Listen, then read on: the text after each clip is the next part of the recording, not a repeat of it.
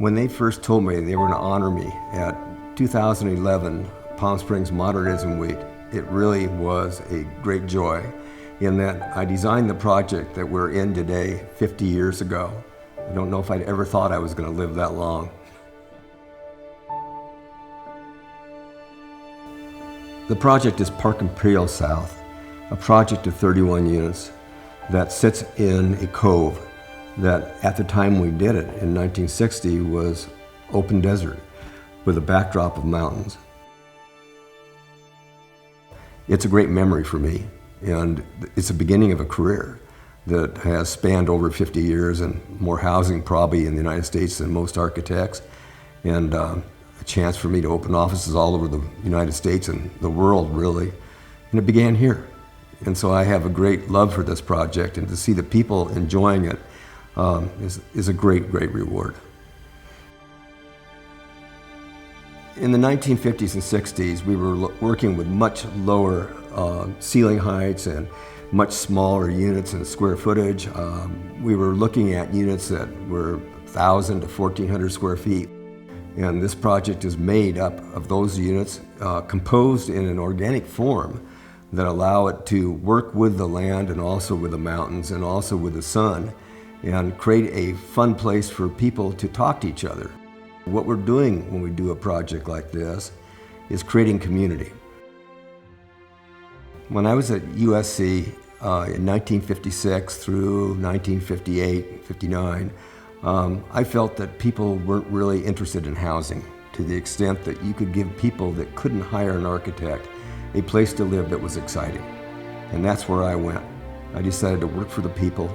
Other designers and architects felt the same way. Cliff May did, A.Q. Jones, other people that were doing the Eichler houses. They made some great moves, and I was excited to be in that group.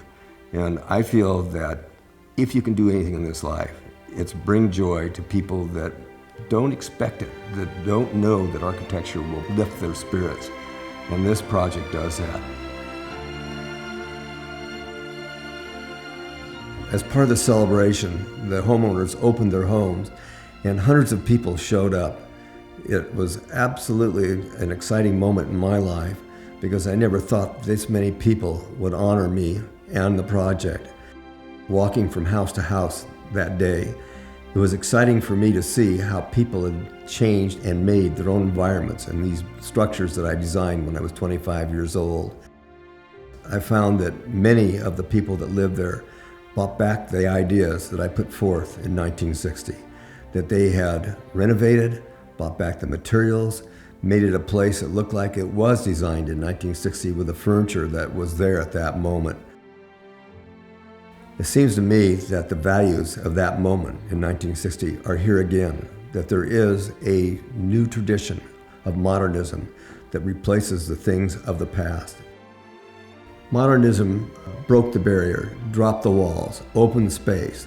It let people live in a transparent environment, much like we're doing in social networking today, where conversation and ideas and thoughts are pushed through the world in seconds, through transparency, through the dropping of barriers, conversation, the openness of the world, all the political things that we see happening about us.